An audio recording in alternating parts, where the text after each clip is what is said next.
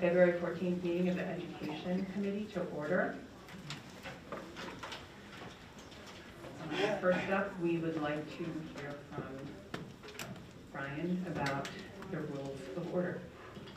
Sure, and I'm just awaiting the registration cards for public comment, but I can go through the instructions for public comment this evening. Persons wishing to make public comment on agenda items were required to sign in prior to the designated start time of tonight's meeting. When a public commenter's name is called, I ask that they please approach the podium and begin by stating their first name, last name, and home municipality. If an individual is providing public comment on behalf of a group or entity, please state your group or entity affiliation. Public comments will be limited to 2 minutes per person per current board policy. The 2-minute time clock will be projected on the screens throughout the room. At the end of the 2-minute time period, the next public commenter will be called upon. People attending this meeting are expected to follow the policies of the Westchester Area School District as well as the rules of this administrative facility. The board asks that all commentary be directed to the board as a whole. Public comments may be interrupted or terminated if the commentary exceeds 2 minutes or if it is obscene and or threatening in nature.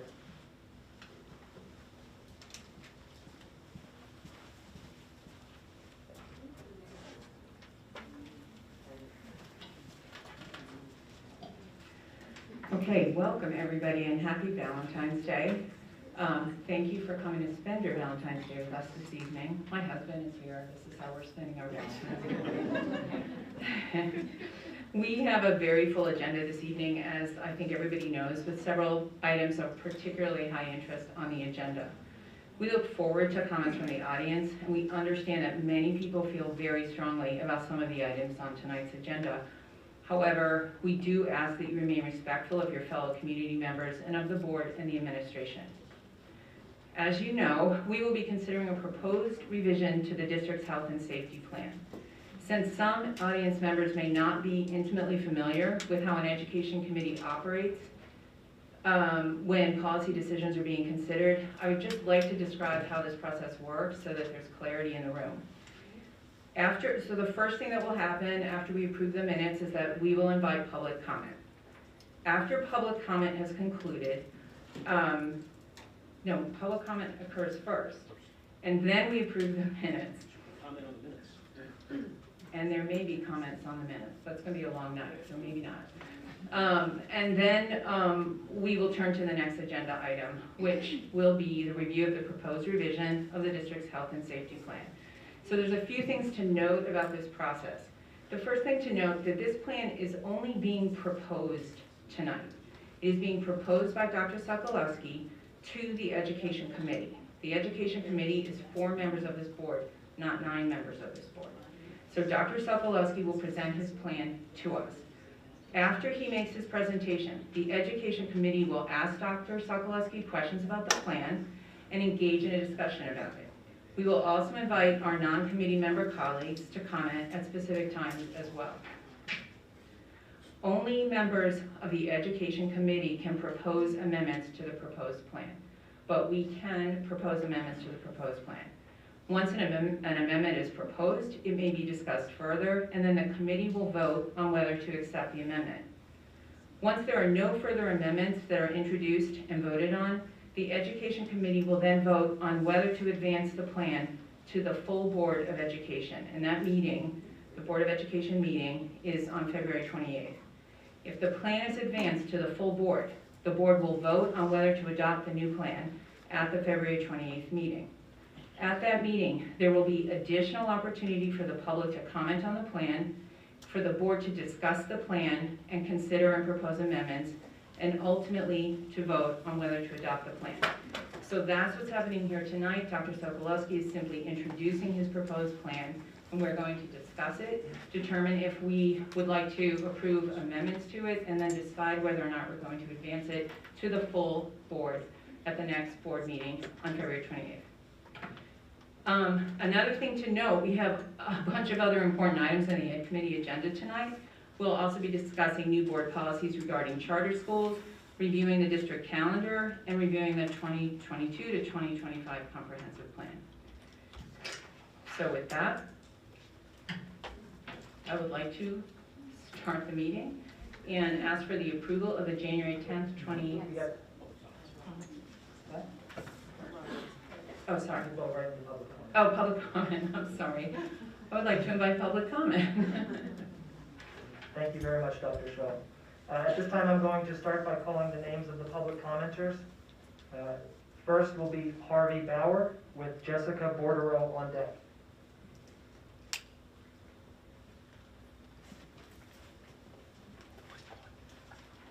Hello, my name is Harvey Bauer. I live in Malvern. Mic off. My name is Harvey Bauer. I live in Malvern. My kids go to East Goshen Township Elementary School. A couple of things I would like to say on the health and safety plan. First of all, I think it should be amended so that the masking policy should be recommended and not required. I think that decision lies with the parents. The reason I think that is, first of all, my kids are already safe. They're in the 5 to 18 cohort. It's the safest cohort you could possibly be in, has been since the beginning. Since they're already safe, I can only assume they're masked to protect other children and other people at the school.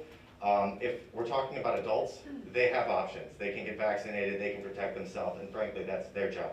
It's not my kid's responsibility to protect an adult, nor is it any other child's responsibility. Also, it wouldn't change really how things are working as they are right now. When my kid leaves school, and I know lots of other parents that it's the same way, they're not wearing masks. They're around people that are unmasked. If they're going to get infected, it's not necessarily going to happen at the school. And if they do get infected, they're bringing it to school. So we haven't really changed the dynamic there. They're going to be around unmasked people. They're going to be, if you change the policy to recommended and not required, they're going to be around unmasked people at school and masked people at school. So you're not really changing much. Also, I really have 40 seconds. The kids are affected by wearing the mask, especially younger kids. When it comes to learning how to say, doing phonics, there's a reason why no one can say my kid's name. It has an L and an R in it. They haven't seen an adult make those sounds with their mouth or their tongue in a very long time. We know that it hurts. It hurts the kids, and I have seen no data. There is no data. The CDC recognizes there is no data that shows that these homemade cloth masks that every kid is wearing does anything. And I think you should amend the policy so that it's required, that it's recommended, not required. You can make it a strong recommendation, but this, I think, is the parent's decision. Thank you.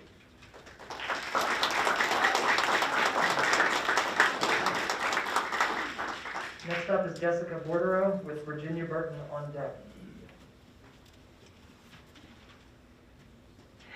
Hi, my name is Jessica Bordereau. I live in West Whiteland Township, and my children go to Mercy House Elementary. I'm speaking tonight against the proposed changes to health and safety plan. The district needs to maintain mandatory indoor mask wearing during substantial and high transmission.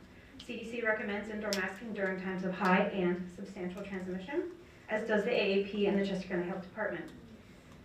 It's unwise and unsafe to divert from these recommendations at present. Despite recent decreases, we're still at high transmission, and the last 2 months has been astronomically high. Now is not the time to give up on masks just yet. Now is the time to remain steadfast in our prevention methods until cases are much lower. The name of this game is prevention. And the way we prevent them is, the way we get out of this pandemic is through prevention. We prevent COVID through masks and vaccines. Masks are designed to prevent respiratory particles from going elsewhere and infecting others. Numerous studies have shown that masks can decrease transmission by 50%. Despite eligibility, our current vaccination rates aren't high enough for herd immunity, nor is it time to lift mask mandates yet. And Omicron spreads more easily, as just the next variants will be spreading more easily. A multi-layer approach is best for reducing the spread of COVID. Unfortunately, individually, neither vaccines are masked 100% in preventing COVID, but when used together, they work synergistically to further reduce risk.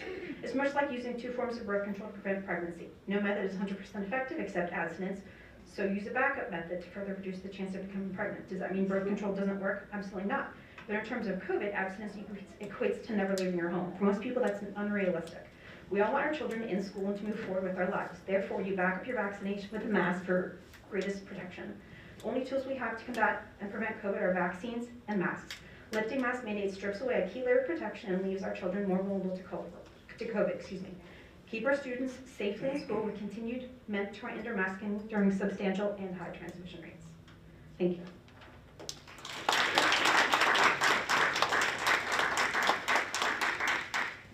Next is Virginia Burton with Leanne Smith on deck.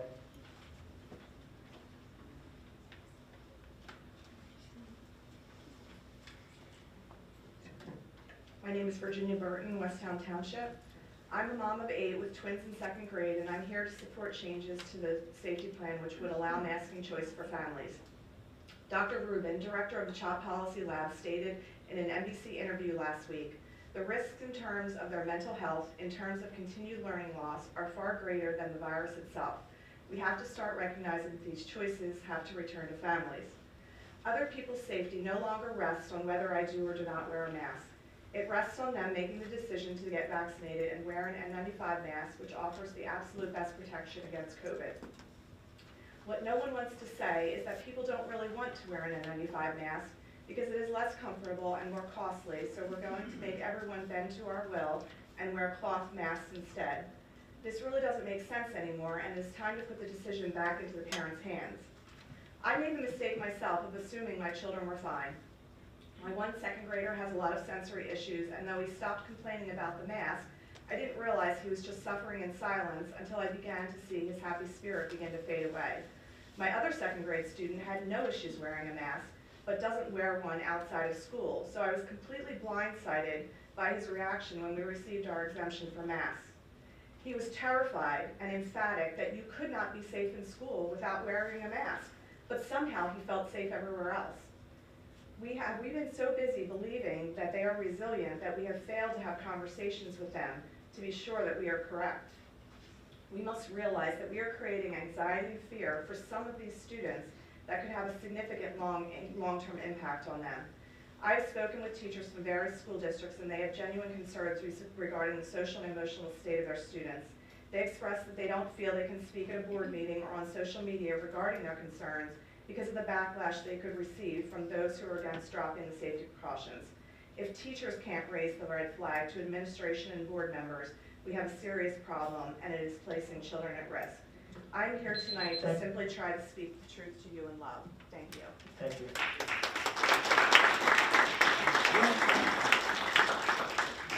Leanne Smith with Monica Reinhardt Gurney on deck. Hi, is this on? Yeah, Yeah. just lift it a little bit. Push the button. What? I'm sorry, push the button. Push the This button. button? Yep, thank you. My name is Leanne Smith and I live in Exton.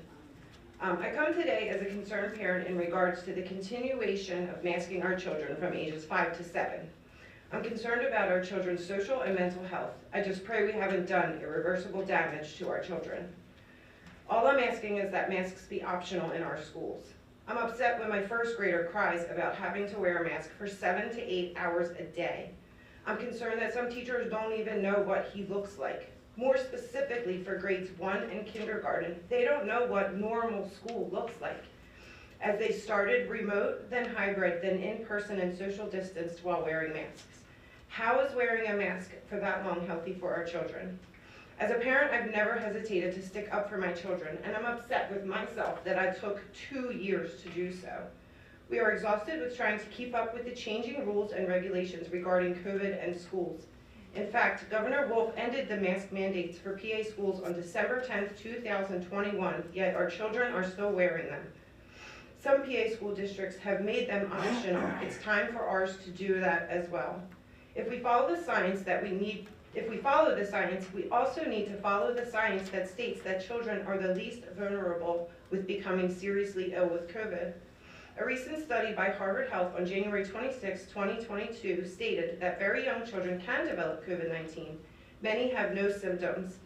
Those that do get sick tend to experience milder symptoms such as low-grade fever, fatigue, and cough. Children with underlying conditions may be at increased risk for severe health issues.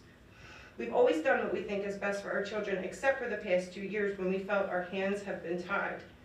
We have been teaching our children to be afraid of physical contact, that everyone around them, including themselves, are possibly sick.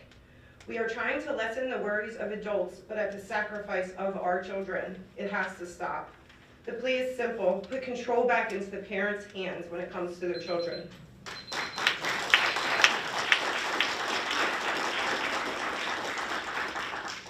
Monica Reinhardt Gurney with Christian Dobbs on deck.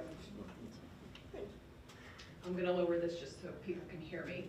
My name is Monica Reinhardt Gorney. I am a resident of a district in West Goshen. I am a graduate of Henderson High School, and I have undergraduate degrees from Bryn Mawr College and a graduate degree from the University of Pennsylvania in child development and in education and family and adolescent counseling. My older daughter left the school district at the end of 6th grade. I removed my younger daughter from the district 8 weeks ago. She was at East Bradford Elementary. She currently attends Villa Maria, where they went mask optional today, and I got to see my daughter smile and her classmates smile for the first time in 2 years, and it was a very emotional day. A lot of people have already said things that I plan to say, so I don't care to repeat those things. I actually just want to do a little bit of a demonstration, and that is to put this piece of paper on the floor for everybody to take a look at. Depending on what side of it you were standing on, you will see a 6 or a 9. Those are both correct answers. There's a lot going on with information on both sides of this debate. I'm really here to speak about what happens when schools do go mask optional, because I believe that will happen. I'm very afraid for what's going to happen to the children because they are caught in the crossfire of extremes on both ends of this position. And many may be aware of the peaceful walkout that occurred at Conestoga on Friday. The children, they didn't have angry posters, they didn't yell, they didn't scream, they peacefully exited the building. But what happened over the weekend was social media filled with hatred and vitriol toward those students. That's what's going to happen in our buildings if and when these policies change. And I ask everyone here, are you prepared to deal with that? Our children have emotional, social needs that haven't been met, put aside their education. This is a big issue and it's very polarizing, and I really hope that part of the planning is how to deal with that.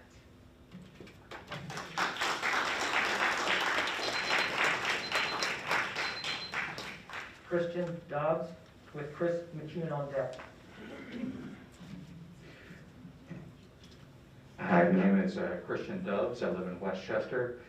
My daughter is currently attending virtually. However, once the pandemic is done, she will be going to Ferndale Elementary.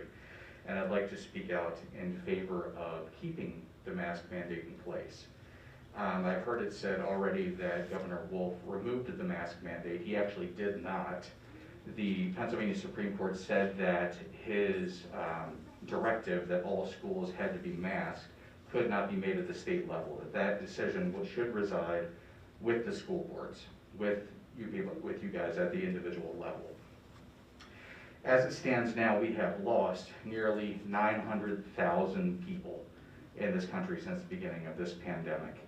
And we're currently in the waning phase of this latest variant, and we don't know what the next variant will bring. We've been told that we are hopefully going from pandemic to endemic, but time will be the only one that can truly tell that. I will say that it's been said that it's mentally draining to the students for them to wear masks, and yet at the same time in the Olympics, which are going on right now in China, the Canadian women's team and the Finnish team, women's hockey team, have both competed at an Olympic level with masks on the entire time. For those who care, the Canadian women's team is currently #1, and the Finnish team is currently #3 in those fields. So it's quite obvious that you can succeed with masks on to be able to do that. And I've heard it said earlier that it's not my children's responsibility to look out for others. I would say that, especially in a school format, in a community format, it is each of our responsibilities to look out for our fellow people. And the best way to do that is to look out for the weakest of us. Our kids will go to school. If the mandates are not in place, they might not have the masks on. They may bring it home to a sick family member. Thank you.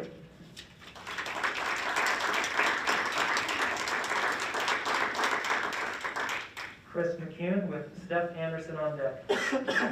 Chris McCune, Thornberry Township. Good evening, Dr. Shaw, Dr. Sokolowski, President Tiernan, Vice President Bevilacqua, board members, members of the administration. Thank you for the opportunity to provide public comments. My comments are regarding proposed changes to the district's health and safety plan. I know that it's been a long couple of years. I appreciate that the board and the administration have tried their best to position the district for continued success and mitigate risk at each turn of the pandemic. There's been no lack of discussion or easy decisions along the way. There's been no lack, the focus has always been on safety and welfare of the students and the staff while maximizing in-person attendance. To suggest that there has been ulterior motives is simply another unfounded conspiracy theory. I want to thank the administration board for sharing the proposed chart changes. I understand that you're probably hearing from some who are concerned that it's too soon and others who it's not enough. And I want to let you know that I am in support and encourage the board to adopt them later this month. I believe they represent a pragmatic next step for WCASD. It's unfortunate that school board meetings nationally and locally, including WCASD, have devolved at times into political theater with spillover in social media and on the news. I know this community by and large stands against the attacks on this district and public education as a whole. You don't have to look beyond the most recent election for proof. 3 school boards in Chester County flipped from Republican to Democrat, including WCSD. None went the other way. The county road positions and district judges also went Democratic. This was less a statement in favor of a political party, but more an emphatic rejection of extremism in Chester County. Thank you for your service and your continued efforts to move our district forward. By the way, happy belated School Board Appreciation Month. I know there's been some long hours and evenings. Thank you very much.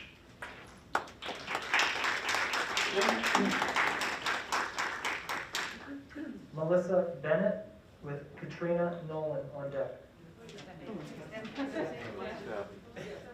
I apologize, Steph Anderson.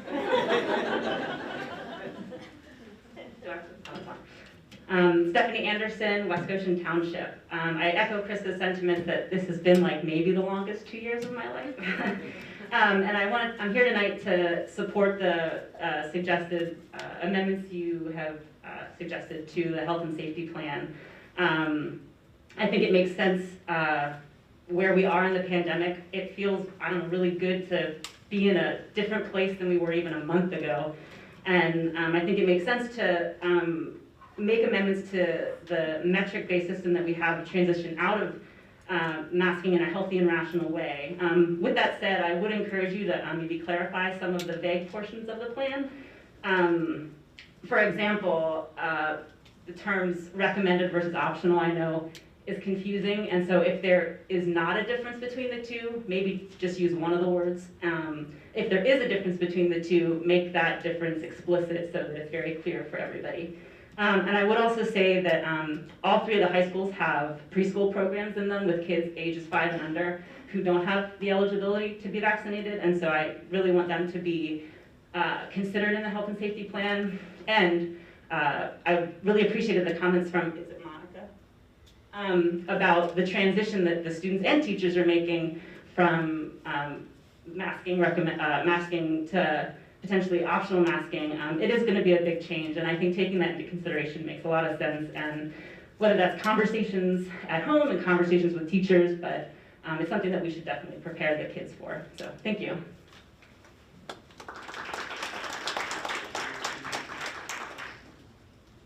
Melissa Bennett with Katrina Nolan on deck. Good evening, I'm Melissa Bennett from West Goshen Township. I actually want to start by sharing appreciation about the comprehensive plan. I spent part of my weekend reading the whole thing. I was really delighted to think about who's thinking strategically about education and our children, so thank you for all who are working on that. Recruitment and retention of professional staff who reflect our student population and who use culturally responsive pedagogy are incredible assets to the educational environment for all of our students. I hope that we'll all spend time evaluating our curriculum to make it more inclusive of marginalized groups, not as a counter-narrative to some perceived majority, but in a way that is comprehensive to who we are as a multi-layered, diverse community made more beautiful because of a variety of voices and experiences. I also want to speak about the health and safety plan. I am in support of ongoing mitigation strategies for protecting against COVID-19 transmission in schools and a plan to step down from those mitigation strategies when the science warrants it. I hope that we'll continue to think about our step-down model in a way that makes space for the most vulnerable among us, both students and staff. I hope we can keep masks required until the county is in a moderate phase of transmission and then move to mask optional. I believe we'll get there soon, hopefully this spring. We all want this pandemic to end, and I believe we can find a way forward together by working together with our best selves. Thanks.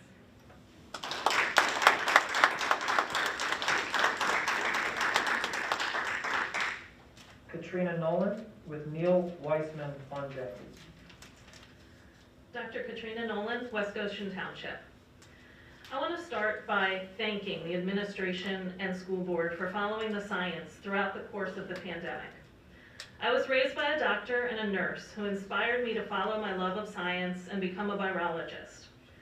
It's been a difficult couple of years.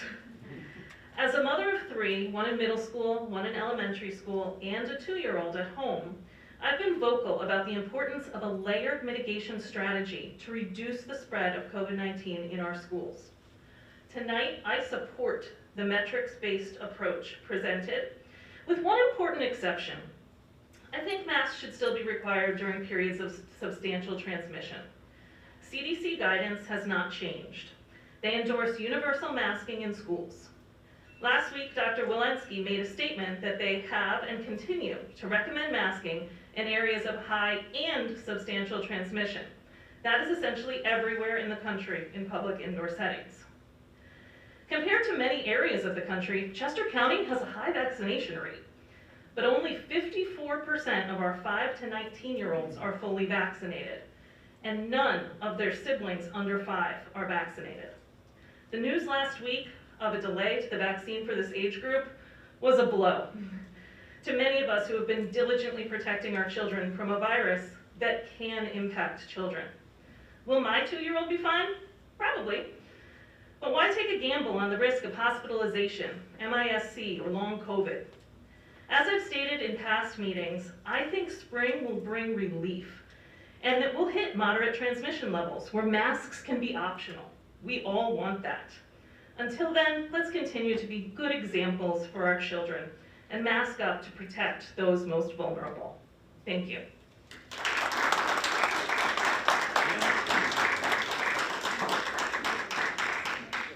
Neil Weissman with Oliviana Mcbride on deck.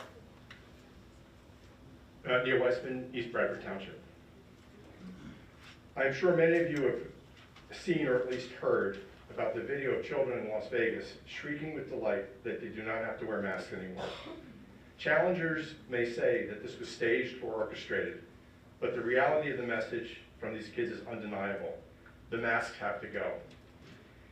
And how many of us watched the Super Bowl and wondered aloud why kids in school were still being masked? And we all witnessed leaders do as I say, not as I do hypocrisy. I hate talking about masks, for they're not the issue. Masks are merely a symbol of politics and unnecessary division. COVID was never the issue. We are not here where we are today because of COVID. We are here because of the response to COVID. Further, we talk about counts. Counts mean nothing. That was proven when the county and now the district, under the guise of CDC guidelines that change more frequently than the weather, finally admitted that the invasive reporting process and contact tracing were in fact meaningless. Counts are dropping, in part naturally as the disease wanes, but also because we're only counting positive tests and there are less tests being done. Let's do something for the kids. The solution is easy. Forget about an updated health and safety plan, modifications, retargeted goals and protocols, and unscientific charts that are harder to understand than congressional legislation. Just end it. Anyone who still wants to follow their own personal safety measures can, and they will have the unwavering support of everyone here and everyone in the public. For the board, it is time to do now what is right. what is right for our children. I know you want what is best. Best is normal for the kids. Please listen to all of us.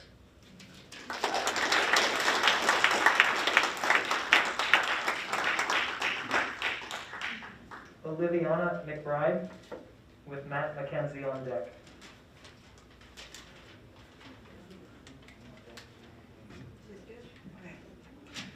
All right, first of all, this is my first time, and English is not my first language. So good evening, everyone. My name is Oliviana Mcbride. I have a daughter in Westchester District, a 5th grade and a 5-year-old soon to be in kindergarten this year. I bet some of you watched the Super Bowl yesterday. Family, friends, bar, restaurant. You guys wearing masks? A lot of them know for sure. Regarding mask mandate, I am as a mother, a parent, as a bus driver. I like to discuss, please, to leave the mask mandate. It's not good for the kids. It do more harm than good. I respect other parents who chose to mask their children, but please don't tell me what to choose for my children. I believe every parent knows what's best interest for their own children. Every parent knows best for their children. Some children okay wearing masks, but some others, they're not okay. Some children have difficulty learning, physical condition, and others by wearing masks. We as adults and parents, we can decide to make choice for us, ourselves, but those kids can't. Let their voice be heard from their parents, through their parents, not anyone else. Please make masks optional. As a bus driver, I usually good recognize kids in my bus. I pick up and drop off like 5 schools in the morning and 3 schools in the afternoon. This is like almost a year. I still don't recognize my children. They all look the same. I don't know, like they're trying to say something, they're calling my name. I don't know what they're saying. I can't see their expression. One kid, they're trying to say something to me. I was like, what happened? And ended up vomiting the bus. It's just not good. I want to know them better. I want to see their smile like any other year prior. Thank you so much. Have a good evening.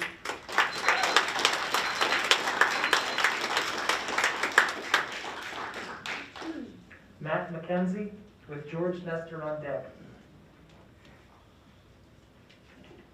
Hello everyone, happy Valentine's Day. Matt McKenzie, West Goshen Township. Look, the body of evidence is showing that there's more harm than good from these children wearing masks. The body of evidence, whether it's, development or the small, 1 in a million chance of catching something that isn't gonna lead any harm. Look, and get rid of that table. The table just causes a lot of confusion. Just make it really easy. Just leave it up to the parents. Folks like Harvey and Neil really covered things really well. No need to repeat what others have said. But look, just allow the parents to decide. And if the parents want their children to wear masks, let them wear it. We'll all support that.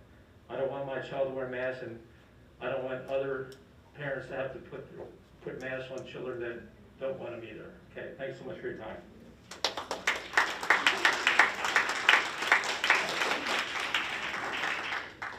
George Nestor with Donna Anderson on deck.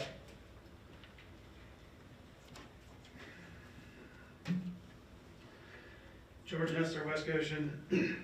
So last time this group met to discuss this topic, it didn't go so well.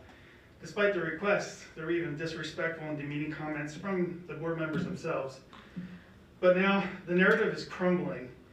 From countrywide mandates in other countries to statewide mandates in other states within the U.S., locally neighboring and nearby school districts. The Super Bowl was just mentioned, 70,000 people and barely a mask in sight. Forcing kids to wear a mask is detrimental to their well-being. Taking away parental rights and choice is ethically, morally, and legally wrong. Even if you choose to be deaf and blind to what's going on outside of this district, you've had members of the community voicing their concerns for a long time now. Stop delaying and dragging your feet. Give parents and children back their freedom.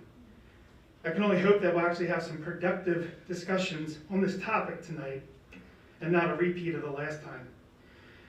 In fact, last time I spoke up here, I mentioned leaving your personal opinions at the door and stop letting feelings drive decisions for others.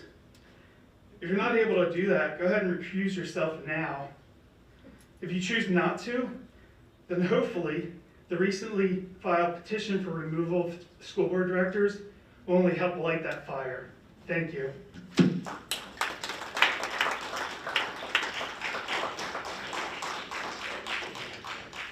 Donna Anderson with Sarah Getz on deck.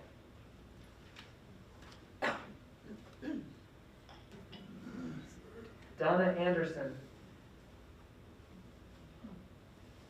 All right, we'll move along to Sarah Getz.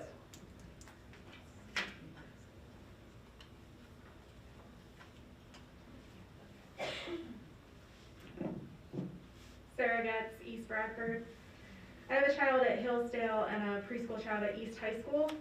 Echoing what others have said to the new guidelines for the health and safety plan, I do support it in hope and still following the science that this plan will be a good compromise.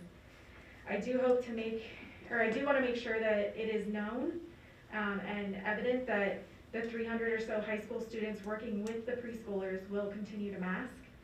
And thank you for getting back to me very quickly on that. And any schools having children under 5, there's also a plan for that as well. I do wish that the language recommended and optional were not used. I do understand what you're trying to communicate, but I think that leaves it up to a lot of interpretation. I'd obviously prefer to keep masks while in substantial phase, if you've listened to me in previous meetings. Can we clarify that this is a moving scale, meaning that if there's another spike and numbers go up, that masks would come back in that year? When I heard that cloth masks are not as effective as surgical and KN95, I did not hear that masks don't work. I heard that there are better precautions that we should be and can be taking. Thank you.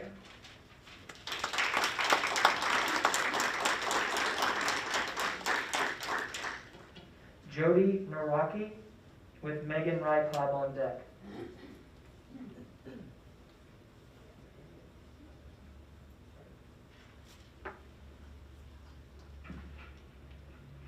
Jody Naraki, Westtown Township.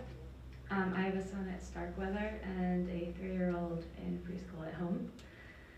I'd really like to hear more about the difference between recommended and optional in the new plan, and I think my opinion of the plan will depend a lot on that. But I think if we depend on people to make the right decision for everyone, we've heard a lot tonight that not everybody's going to make the right decision for everyone.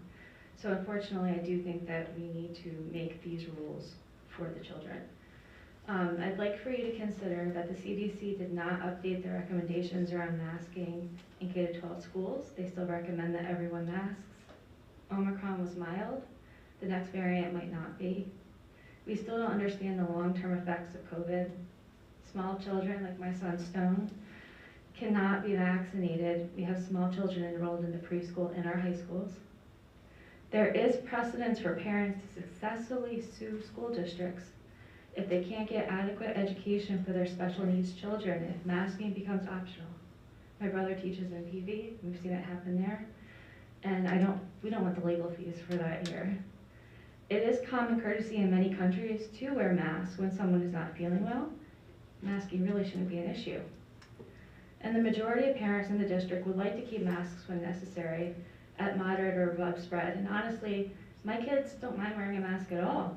And I know most kids I know don't mind wearing them. Thank you for your time. I really appreciate you putting the kids first.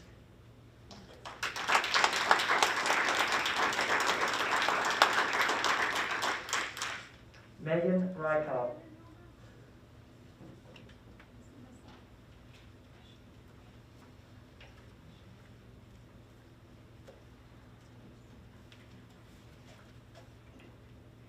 Good evening, my name is Megan Rycob. I live in East Goshen.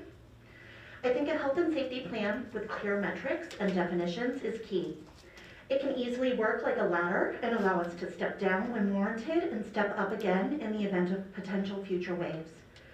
I hope to gain clarity on the difference between masks being recommended versus optional tonight. Just as mask exceptions are listed under mask guidance for medical condition and/or disability or religious reason, I hope that the students under 5 in our preschool child development programs and students who are immunocompromised and/or disabled will be accounted for in writing in the updated plan. Additionally, in previewing the comprehensive plan, I extend my appreciation and support, especially for the following: improve recruitment, hiring, and retention of district employees who reflect the student population, wanting to create more opportunities for students to engage in school academically, socially, and emotionally, and focusing on implicit bias in accessible education. Research shows all students can benefit when they are taught by a diverse group of educators. When a teaching force mirrors the student body, it has been shown to lead to better academic performance and improved graduation rates. As the mom of a teen and preteen, I know how important getting their buy-in is. I look forward to learning the ways the district will seek to increase student involvement with their input. And students with disabilities can experience racial disproportionality, as listed in the examples in the slides, as well as face assumptions about academic ability. Disrupting that mindset is so important. Thank you to all parties for what reads as conscientious goal building. Thank you.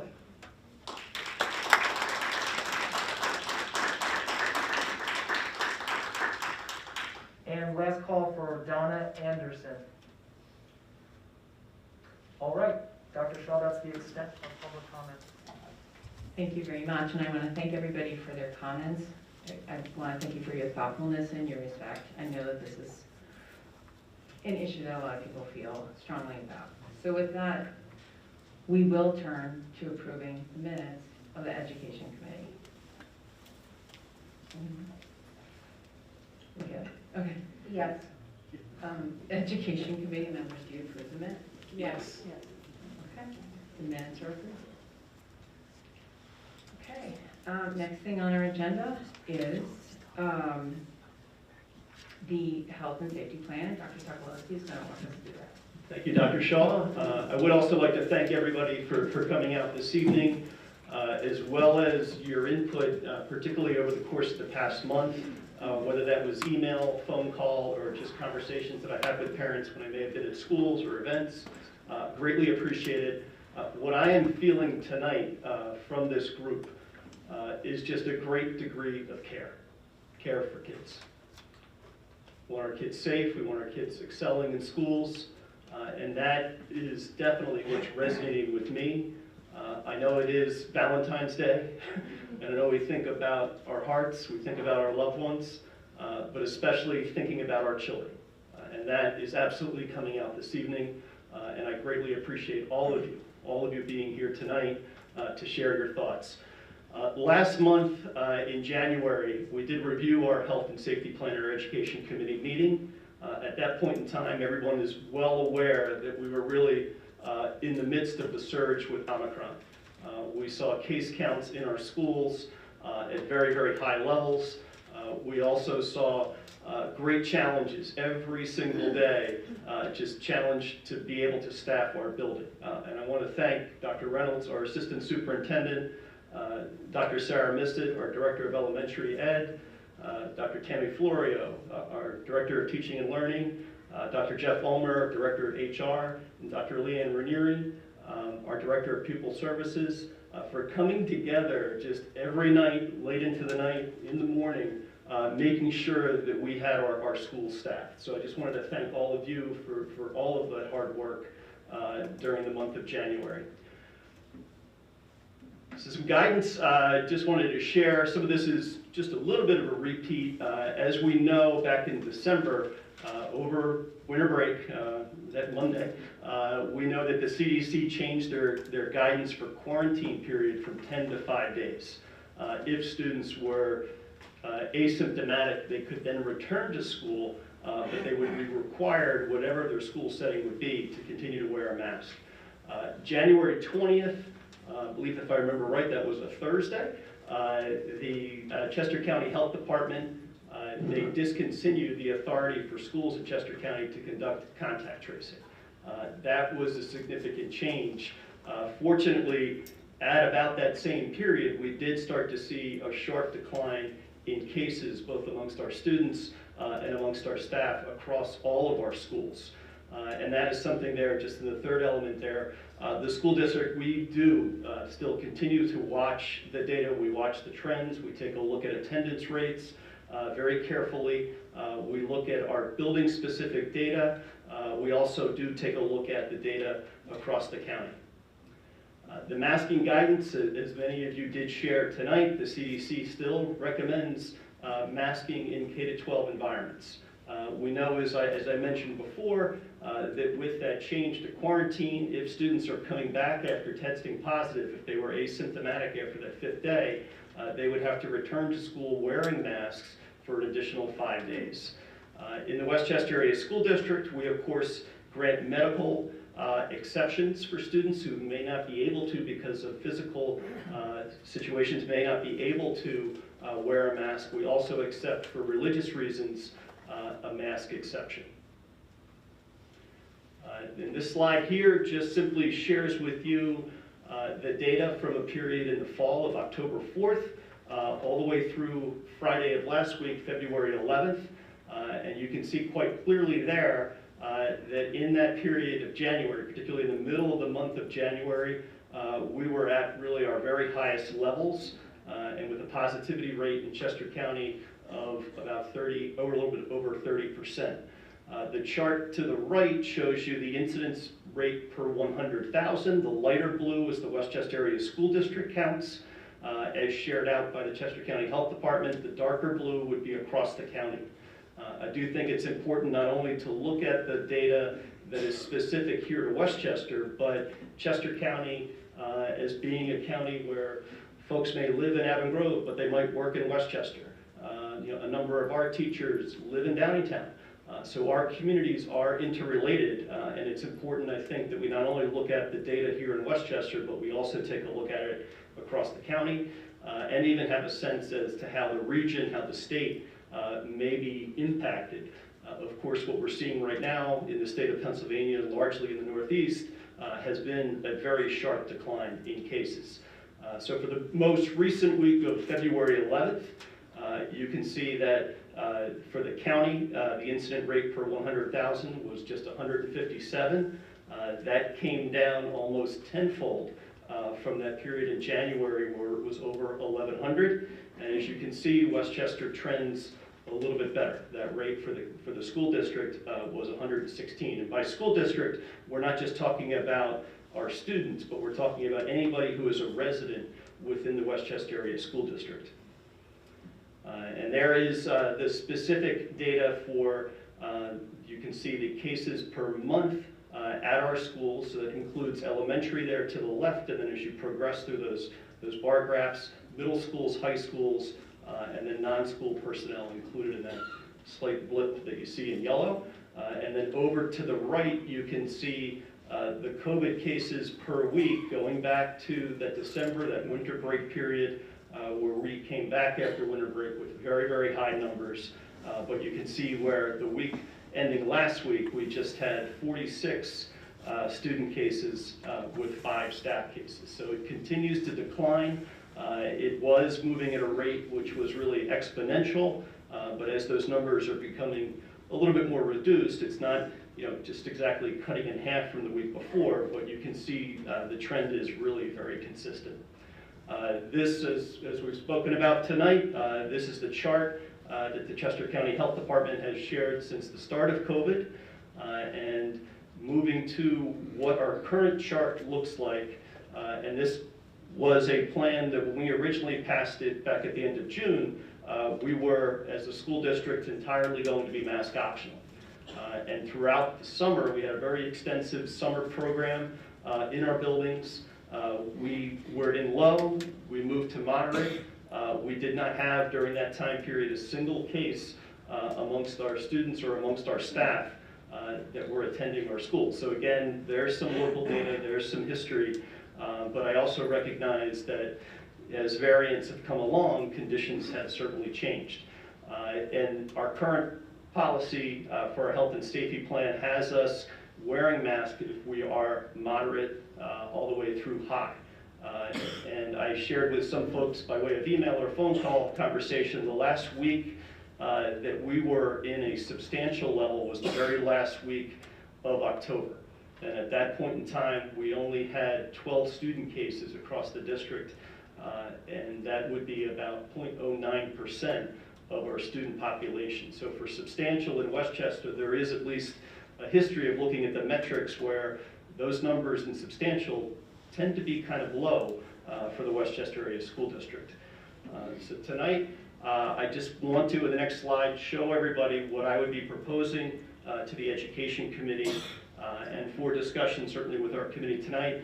First of all, the rationale for the plan changes.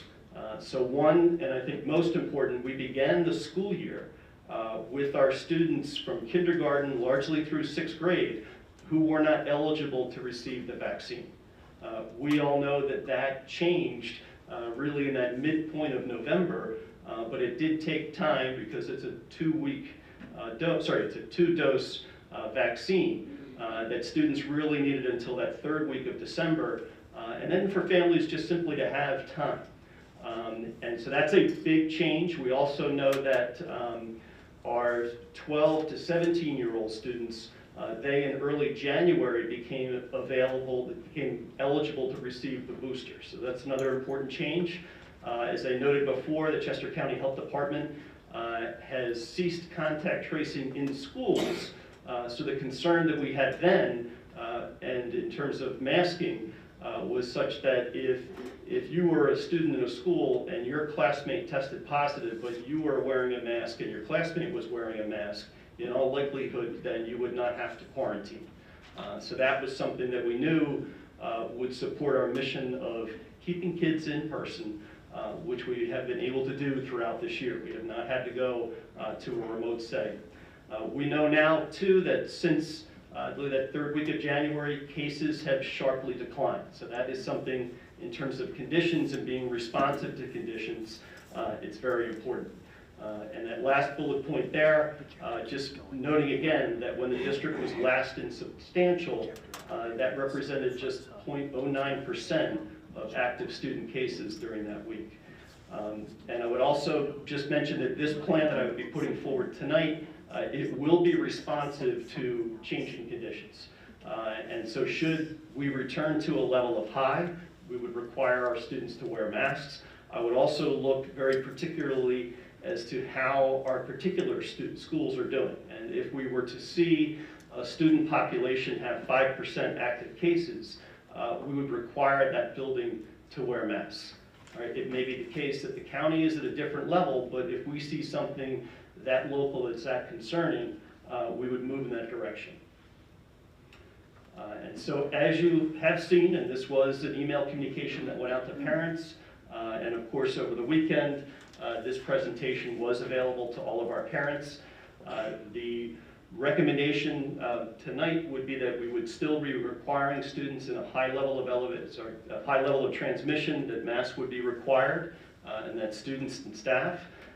If, however, we move to a substantial level, and as you saw those numbers just coming through from last Friday from the health department, you can see that we are progressing in that direction. That would mean that we would be recommended. And I just wanted to share a couple of distinctions, and through conversation and feedback from the committee tonight, certainly amenable to taking a look at being able to spell out recommended. But one would be that I would require all of our building administration, and whenever our central office administration would be in buildings around students, they would be required to wear masks if we were in the substantial level or higher. And the reason for that is those building leaders, your principals, students look to them to be the models. And so if in still an elevated level of transmission, our building leaders are wearing masks, I think that would go a long way for those students who may feel uncomfortable about not wearing a mask because maybe they're feeling a little bit of peer pressure. So to have that in place, I think, would be important. As was also noted, certain classroom settings, especially our child development programs, at our high schools. We would require those students and those staff members to continue to wear masking, and that was also elaborated tonight, that those children that are in those classes coming from our community, they are 3 and 4 years old. And about a week and a half ago, we did think, as one of our parents had noted, that it did look likely that the vaccine for 6-month-old through 4-year-olds was going to be approved, but it does seem now that that has been delayed. I would also consider that in that recommended level, as part of that requirement, that when our students are meeting in assemblies, so in large grouped areas, at sporting events or spectator events within the buildings, we would require in those sort of large gatherings that everybody there would continue to wear a mask. And that's part of also thinking about this in the layered approach, which has been all a part of our approach since we adopted these plans back in the summer. So just current conditions, and I just want to reiterate, as Dr. Shaw had shared, we are still following our current health and safety plan that was adopted back in August. Our board would be voting tonight potentially to put forward a plan that could be approved by our board at the very end of this month, which would be February 28th, our board meeting. And this is also something that is being put forward that would be metric-based. We're not simply circling a date on a calendar and saying, wow, magically things are just so much better.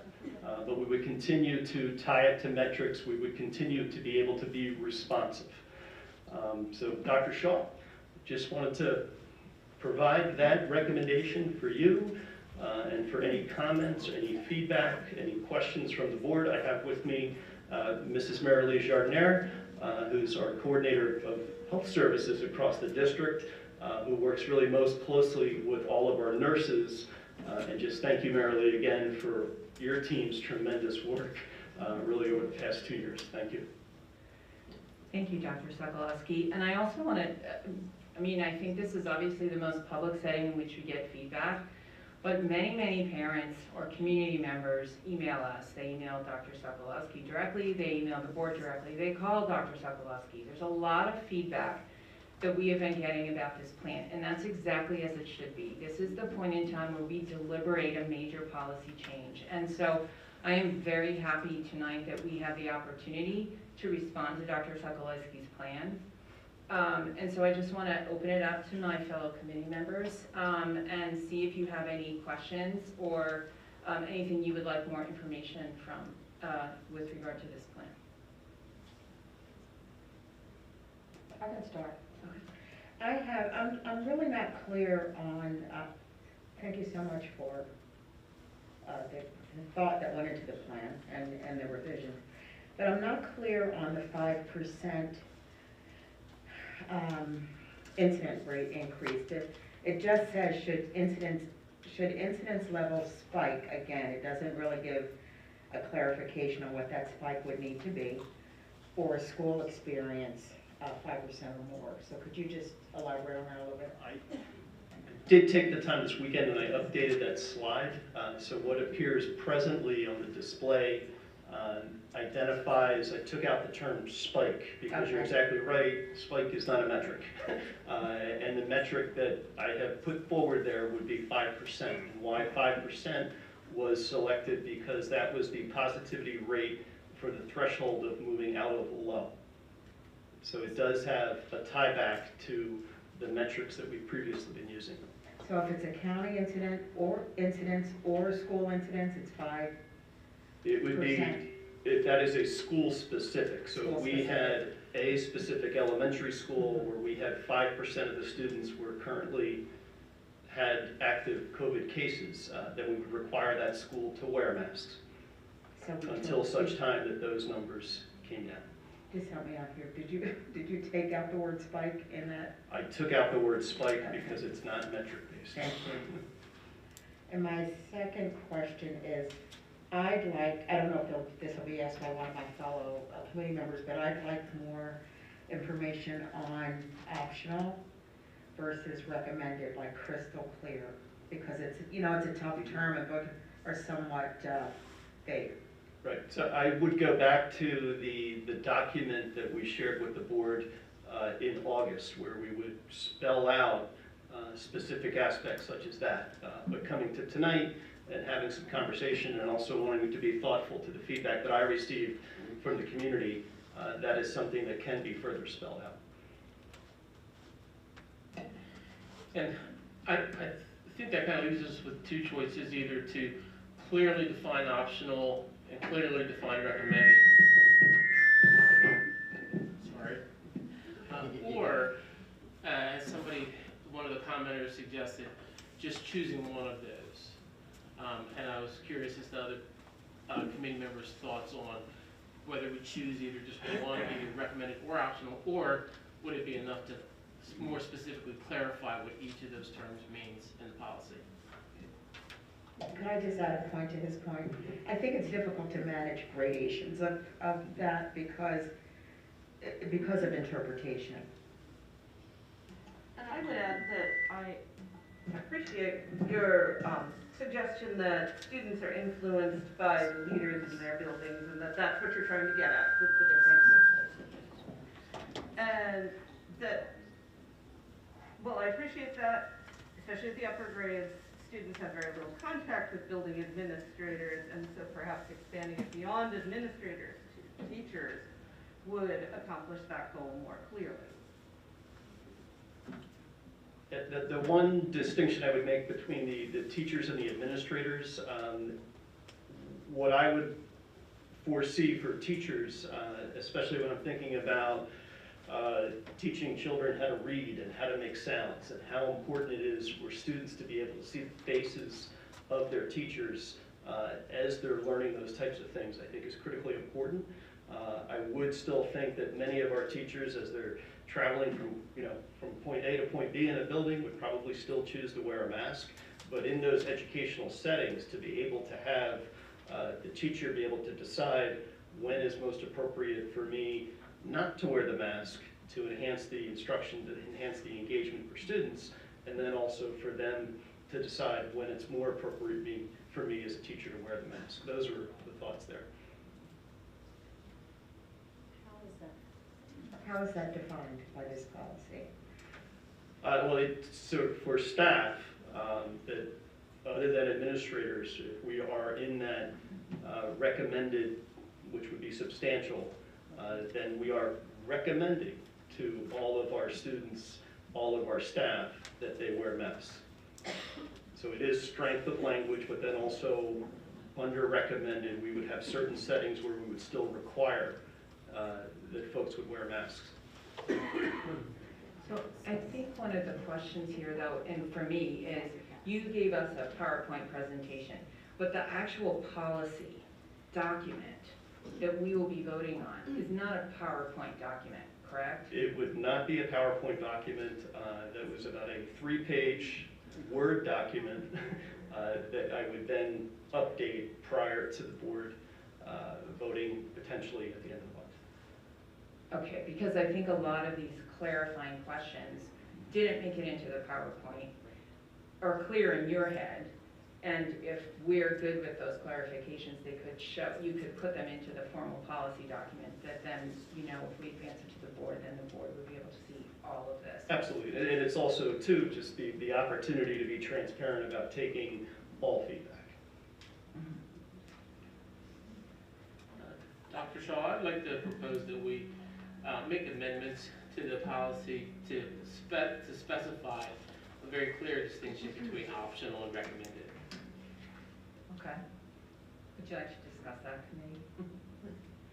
Yeah, I think it's important that we see the policy so that we know what we're passing on to the board for full vote. Do you know what I'm saying? Because there's so, no matter what, it's such a emotional situation for the parents that have kids. And I understand, there's, on both sides you have to balance.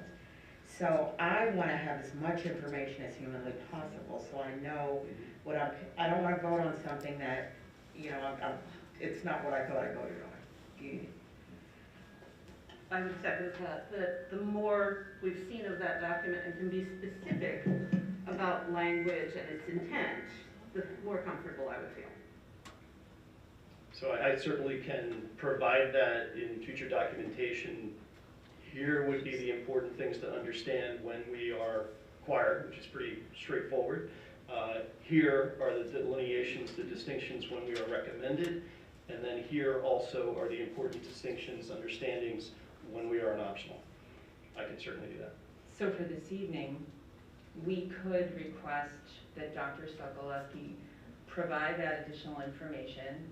We could vote that this policy go to the full board, but that when he provides that new policy document to the full board, it includes the additional information that you're requesting, and then we will have another chance to vote. Then we will have a chance to vote on whether we think that language is acceptable or whether we want to further amend it at the full board meeting. Is that correct? Does that make sense? And this, Dr. Shaw, this certainly would not be a consent agenda item when it would go to the full board, and part of that would be because I think we have seen all the way throughout this pandemic, conditions can change, guidance can change. So it could be the case that at the end of the month, I have new information to share. So on the floor is a request to amend the policy to include very specific definitions of recommended and optional. Is that correct, Gerald? Yes. Okay. Any additional comment from other board members on this? Stacy? None for me. Okay. Sue?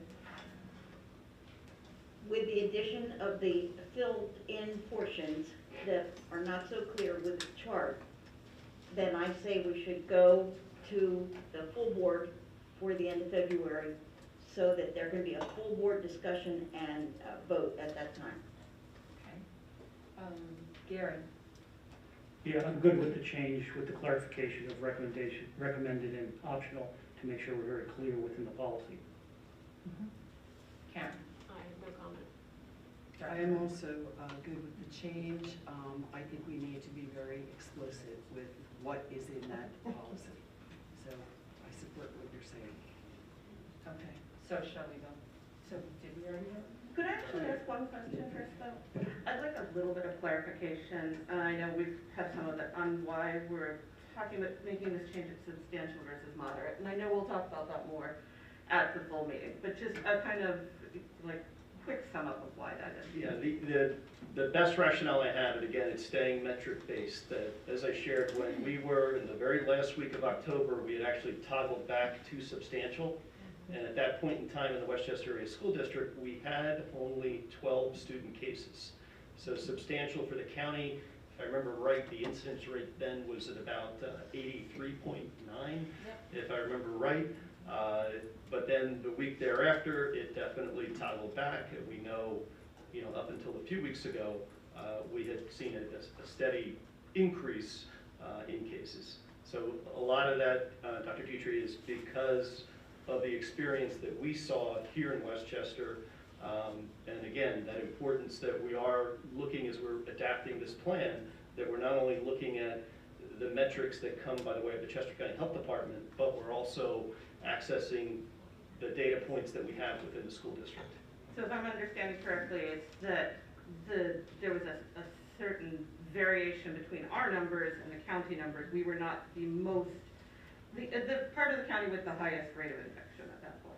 Right, and there was a slide a few slides ago that did show, I can go back to that very quickly. Right, the Westchester Area School District, there are a couple of dates that the county health department did not publish local incident data, but you can see for all those other dates, we trended better than the county. I would just like to throw out there that we were also wearing masks at that point, and perhaps that explains our better rate. Right, and I have shared this with parents that I think one of the other key pieces too of evidence here in the Westchester Area School District, we saw our highest case count when students were not in school, and that was over winter break. And when we had the opportunity for students to get back to school, and again, this is one of the reasons why it was so important to stay in person, our students were wearing masks in school. And I know that folks are going to say, well, that's not great research, Dr. Sokolowski, but that correlation does exist, at least as as a point of observation that as students were wearing masks, we saw cases go down. Thank you. I always have more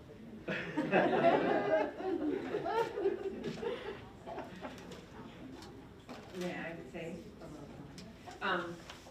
Bob, I would think,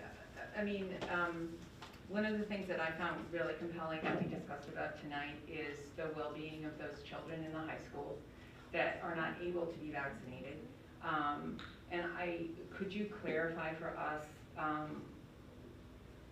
what your proposal is to, what language we will be using in the policy to make sure that those children are not exposed to COVID while they're in our schools? Right, so that would fall under detailing when we are substantial and we say recommended, this is exactly what it means. And what I would also want to do is I would want to work with our administrators that if there are other areas such as the child development programs where we know we have 3- and 4-year-olds who are in our buildings, are there other areas that we also need to consider that I may not be thinking of at this moment? But I would find that to fall under the amendment that was proposed to very clearly delineate, define recommended, and be very specific about in recommended, these are going to be the required settings for students and staff to continue to wear masks. And we'll look at correlating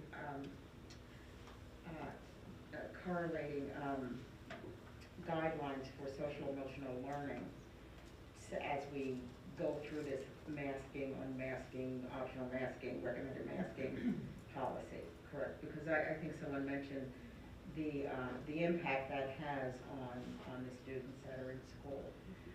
So that sounds to me like you might be proposing an amendment, because I don't think you spoke to that at all, Bob. So.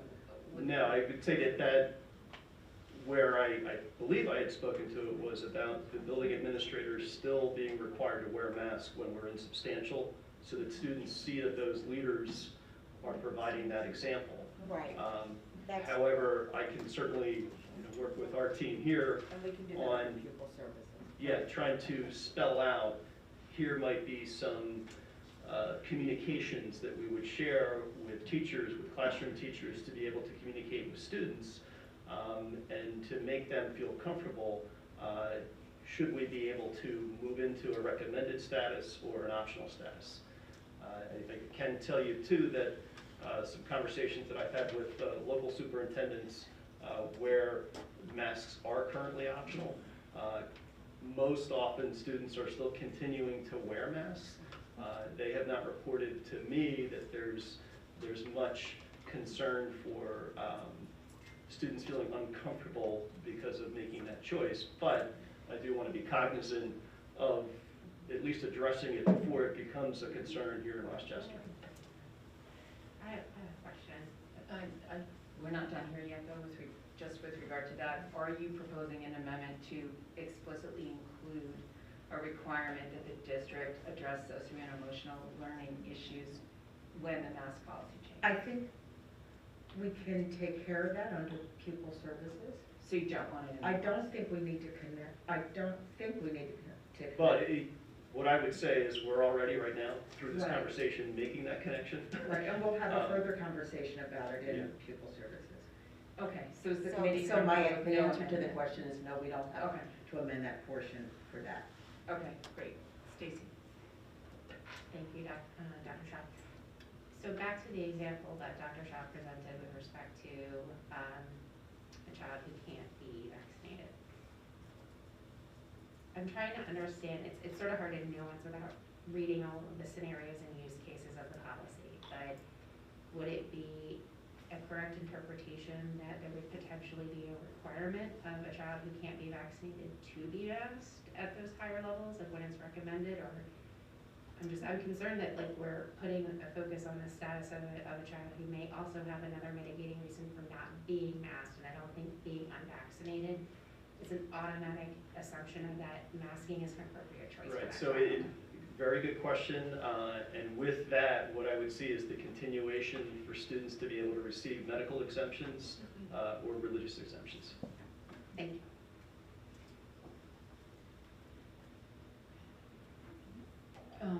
does the committee feel the need to discuss the question of whether it's appropriate to have masks recommended at substantial or to flip that to moderate? I know that there had been some comments from the audience. I know that there had been some conversation back and forth, comments via emails. Is that something that the committee is interested in discussing? So I think it may merit further discussion. I think one of the issues that we're struggling with right now is that there's some contradictory guidance, and as some of the commenters mentioned, the director of the CDC was giving interviews over the past week where she strongly recommended that schools keep masking policies, but she also in those interviews said that the CDC is possibly revising their guidance. And so it may be that before we get to our board meeting that we have new guidance. So I personally would like to see more information, more justification for using substantial as opposed to moderate. But that's based on what the CDC is saying right now today, which may change. So that's a request then, when we go to the full board meeting, that we're prepared, Bob, you be prepared with additional information regarding that decision. No, and Dr. Dietrich, you are hearing the same thing through talking to the Chester County Health Department, Child Policy Lab, that there is some anticipation that the CDC will be offering a change to K-12 schools mask guidance. And that's kind of the point of this would certainly not be a consent agenda item coming to the board on the 28th, and there would be opportunity then to also make amendments, through motions and just simply that process. But we will have the most, in time data and information at that point. Thank you. Anything else from the committee? I was just wondering when we could expect the actual policy review. Yes, I will. Going to talk to our cabinet team on Wednesday. And at the very latest, that I would be able to have that within a week's time from Wednesday. Okay. My other question was that we have some numbers on vaccination rates from the county level. Do we have any sense of the vaccination rates within our school district? Dr. Teacher, I have not asked. There are some school districts where they've asked parents to voluntarily submit vaccination cards. We have not done that in the Westchester Area School District. What we are able to do, but it's not that an easy system, but all of our nurses, when we were doing contact tracing, there is a information system, has a name. It's an immunization website for the state. Right, and that we could then verify at that point whether a student was or was not vaccinated, or a staff member for that matter. The only, I think, shortcoming of it was that it did not include if you were out of state, you received your vaccine out of state, or I think in the city of Philadelphia. So Parents have been giving us information, and we're logging that in as we get it. We haven't really requested it with a district this size. It's a monumental task to start, to do a lot of data entry when we were still contact tracing. So that is something we're looking at, but again, the state hasn't certainly mandated any kind of vaccination, so. Thank you. No? Any other comments from the board? Stacy? Sue? No. Gary? Karen? Karen? Okay. So at this point, we're going to vote on whether or not we want to move the policy forward to the full board. What say you? Yes. I vote yes. Yes. Yes. Okay, 4-0. Policy moves to the full board. Thank you, everybody.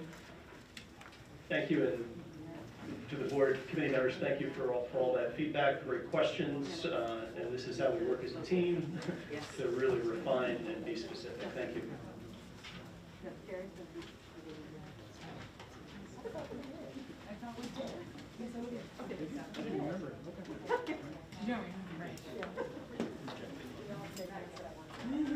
Yes, now I remember.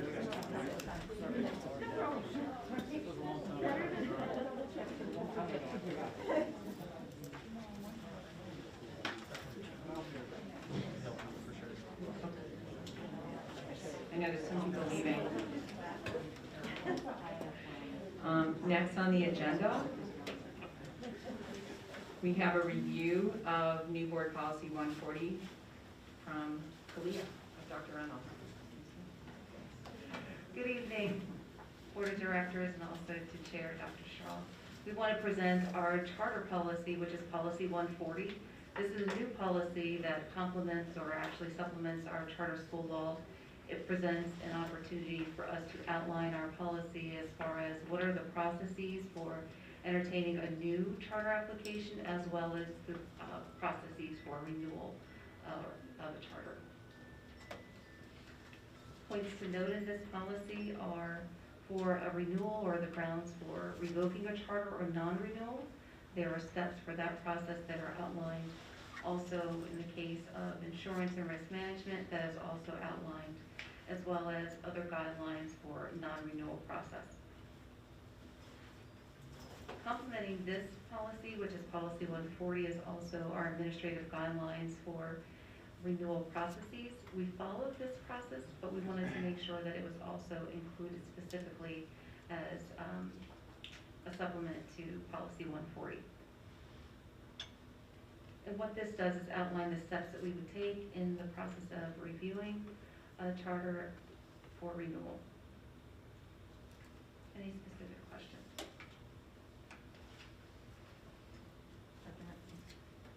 Dr. Reynolds, were there changes to that policy? Actually, in both cases, these are new.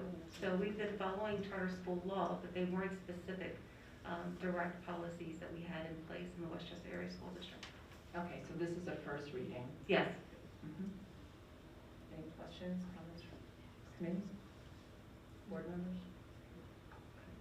So I think we have to vote to move it to second. Okay. Yes. Yes. Yes. Yes. Okay. 4-0. Thank you. Okay. Next up is a review of, or second reading of the 22-23 district calendar by Dr. Misson.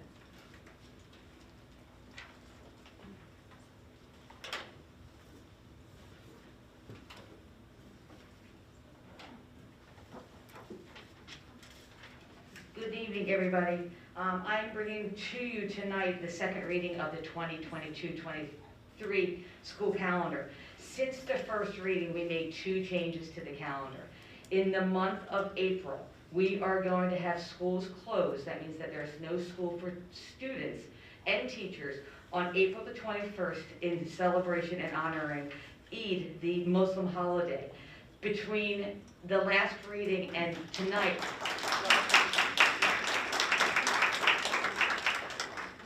thank you.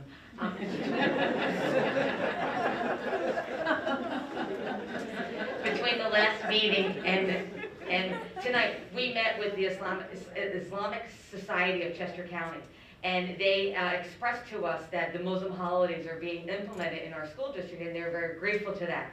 As one of the leading mosques in Chester County, we would like to facilitate that conversation, and we met with them, and we were very pleased to add that to our calendar. In addition to that school closing, we are also removing 1 snow day. In the past 8 years, we have had 4 built-in snow days. We are now going to have 3. So as you can see in June 2023, you will see that the last student day, which is also the last teacher day, is Thursday, June the 15th.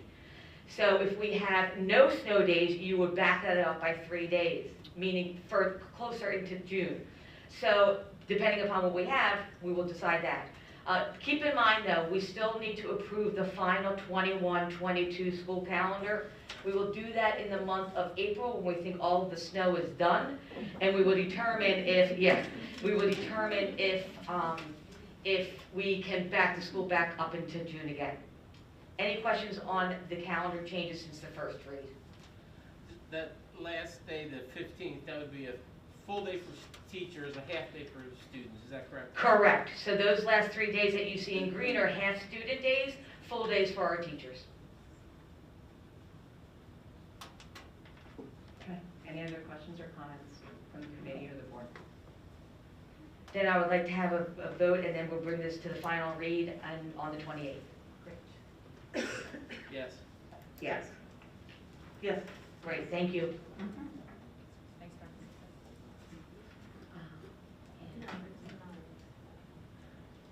Okay, Dr. Nissen, you're up again. I am, I forgot about that. It's a little late. I just want to acknowledge that Fern Hill Elementary is going to be receiving a $5,000 donation from Burlington Coat Factory. It's an adopted school. They are opening a store in Exton up near across the street from the mall. And we picked Fern Hill because it is also one of our Title I schools, and that we think that they would benefit, one of the schools that would benefit from this donation from Burlington Coat Factory. We will be having a photo shoot, accepting the big check with Miss Southmaid and some of the Fern Hill students on Friday, February the 18th at 7:30, 7:45 I think it might be, to accept the donation, and then Fern Hill will implement the money. It's great. It's a good thing. And I do want to thank Molly Schwimmer for helping facilitate, I know she's behind me right there, for helping facilitate this process and getting Fern Hill some more monies for books. That's great. Yeah. Terrific. Thank you. Thank you, everybody. Thank you. Finally, Dr. Reynolds is going to be talking about the proposed comprehensive plan. And this has been a really inclusive process, and I really want to commend Dr. Reynolds and the whole administration for inviting so many different folks into this process. Students, parents, community members, board members, teachers. It has been really a great process, and I think that as you'll see when Dr. Reynolds presents the comprehensive plan, it's really comprehensive, but also just really thoughtful and thorough. So with that, I will hand the mic to you, Dr. Reynolds. Thank you. Just a celebration to all of the stakeholders that were part of this process. Do you want the projector? Oh, that's good. I have it too. Okay, well, we're gonna switch you out. Okay. So just a point of celebration for all of the stakeholders. To your point, Dr. Shaw, we had over 150 stakeholders. And I think the shining star as far as this process were our student voices. I mean, all of our board was heavily involved in this process as a stakeholder group. And just last week, we had our students that were really giving us our feedback as far as developing agency and what they expect from us as a school district. So that's just a point of applause. I'd also be remiss if I didn't shout out all of our goal leaders who are part of our cabinet here in the district that were really facilitating how do we take what we're building for good and make it great. So the point of note, we have 5 goal areas. All of them are continuation in the work that is already outlined in our current 2019-22 plan, with one exception. Goal 3, which was formerly our high school scheduling, we are well into that work, and so we switched that out with student involvement, so you'll see that that was one point of note. And I also wanted to just acknowledge the parents and community members that commented on the plan. We appreciate the involvement and the reading of that. So just a few points that we want to make sure that are clear. One, this is a comprehensive plan that will guide our work for the next 3 years. So currently, we're in the 2019-22 phase of the plan, and we'll move to the 22-25 phase of the plan for the next 3 years. There are really 2 phases of our work. First, we are just completing engaging our community, making sure that we have many voices from our stakeholder groups, that we can get feedback as far as what do we envision our district to look like over the next 3 years. And then the hard part really starts with making sure that those plans get to fruition. So we're celebrating getting to this point where as we move forward, particularly for each goal area. So I will not stand before you the whole time this evening. I want to make sure that we have an opportunity for our leaders in the district to be before you as representatives of what their stakeholder groups have shared and how that has informed the plans that you see between the actions, the strategies, also the indicators. How are we going to measure our effectiveness along the way? 3 years is a long time, so we want to make sure that we're providing updates along the way to say, what are we doing, how is it going, and what are some changes that we may need to make if necessary. The goals that we have outlined here, I just want to note, we have 5 goals that are complete, but goal 5, which is our special education planning, is a little bit different because it has a plan in and of itself. So when Dr. Ranieri is presenting for goal area 5, you'll notice, particularly in the information was shared, that is very comprehensive as far as what's provided for special education planning. So without that, we're going to start with goal area 1, which was led by Mrs. Matter and also Dr. Ulmer, around assessment of district programming.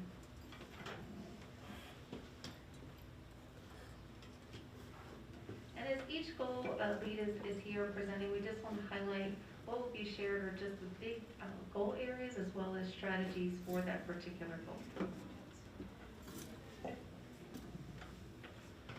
All right, good evening, distinguished board members, and thank you for everyone for coming out tonight and actually staying through the presentation for the meat of what we're doing, which is serving students. We really appreciate that with our comprehensive plan.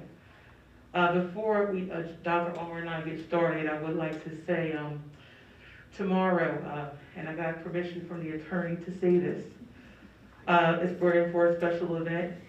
If you're able to log on to Dr. Bernice King, the daughter of Dr. Martin Luther King Jr.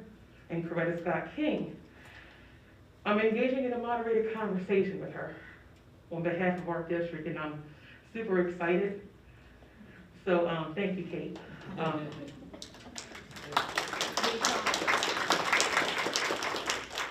It wasn't easy to logistically pull this off, but made it happen. It's going to be from noon to 1:30 if you're all able to make it. And we also have another treat for you guys from our very own Sandra Bradley, who she has the Podcast Latinos group, where she's going to be zooming on at 10 o'clock tomorrow. So I know it's a full day event, so if you can make it, it's really overwhelming. I'm not going to sleep tonight because I'm like nervous, like, you know, when have you guys seen me nervous, right? But when you talk about Dr. King, it's really overwhelming. And then also when you get a chance, maybe later on tomorrow, I actually did an interview with KYW News. They put a real nice piece online highlighting some things as far as trying to bring our community together each time. So I'm overwhelmed with joy. So thank you so much for that. Okay. But either way, as far as our goal area 1, Dr. Ulmer and I work together. A lot of hard work with our committee regarding expanding our access to the comprehensive district programming to provide equitable opportunities for all students. So what I'm going to do while I'm gathering myself, while I'm speaking about Dr. King, I'll let Jeff jump in and talk about some of the things that he and I are working on as far as in hiring and things like that. So Jeff, go away. Sounds good. Okay, from the lens of our Human Resources Department, for the last decade we have really worked hard to increase our recruitment, hiring, and retention of our district employees that reflect the student population, which includes a lot of effort and thinking outside the box, where we have really reached out to as many resources as we can to attract the absolute best talent as possible. In addition to that talent, making sure that we have people that students can see that look like them with every single student that we do have. And every year through the last decade, we have increased our numbers of educators of color, and also educators that have specialties with our certifications, meaning that it's very rare for us these days just to hire someone with an English degree. These days now it's English, EL, special education, and maybe even a physics thrown in there. Now, if anybody knows anybody that teaches German or Latin, physics, you know, please come my way. I know Dr. Sokolowski's a Latin teacher. So, but we are going to continue that work, and we work really well together as an entire team with just making sure that we are representing as many of our students as we can in our classrooms, and we believe it's very important for every student to get that perspective. So we'll continue to work on that, and that was one of our first goal areas in. Finish up by going over goal area 2 and 3, which is talking about our work in developing coherent and aligned K-12 local assessments that measure access to make sure that it's equitable for all students and all kids are getting an equitable opportunity. Also, goal area 3, which is to increase student and family engagement through effective communication and also opportunities. If anyone's interested, has nothing to do. The state of Pennsylvania has a very awesome comprehensive plan on their website, which is also infused with equitable practices, inclusion. So we kind of are following that lead as far as best practices, just to make sure that our family and our students are engaged. So that's all we have. So happy Valentine's Day to everybody. Stacey and I were kind of laughing at each other because we have matching outfits on today. We decided to go with the blue and also our boots, so that was funny to the other meetings. So happy Valentine's Day to everybody. I'll see you guys down the road. Thank you. Thank you.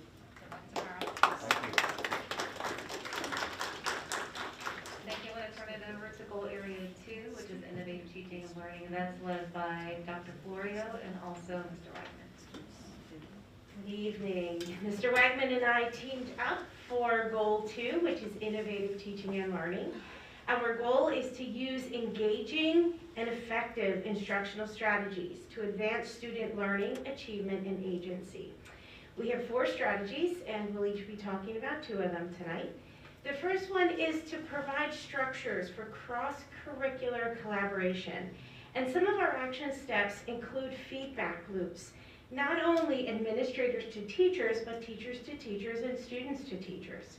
It includes establishing professional learning communities, K to 12. We have times already in our schedule for elementary and middle, and with our new high school schedule, we will be able to provide that for our high school teachers as well. And finally, one of our action steps in terms of building structure is to make sure that we have coaching cycles for our non-tenured teachers to really provide them with that opportunity for collaboration and make sure they're getting off to a good start here in Westchester. Good evening. Many of our action steps actually overlap among the strategies, and that's a good thing. It's pretty tightly woven. I'm going to discuss strategies 2 and 3, which deal with the appropriate use of technology in curriculum assessment and instructional practices, and the strategy related to finding multiple pathways for learning and to provide opportunities for students to show in many different ways that they've mastered skills and concepts. And in some ways, technology helps facilitate those options.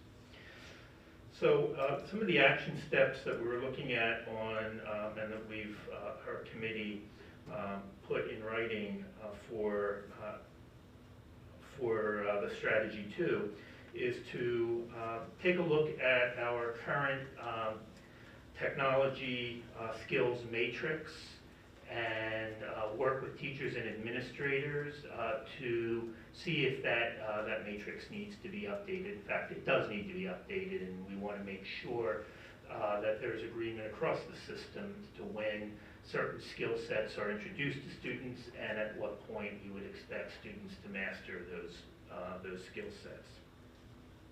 We'd also, we're working on this, and this is a continuation of our current plan, but to create a repository of model lessons that incorporate technology in an intelligent and very human-centered, student-centered way. And then finally, and this is very critical in my view, not to simply implicitly teach digital citizenship or to keep it contained within our library curriculum where it currently resides as an explicit set of expectations, but to teach digital citizenship across the system, across the subject areas. Those are our action steps for the strategy 2. For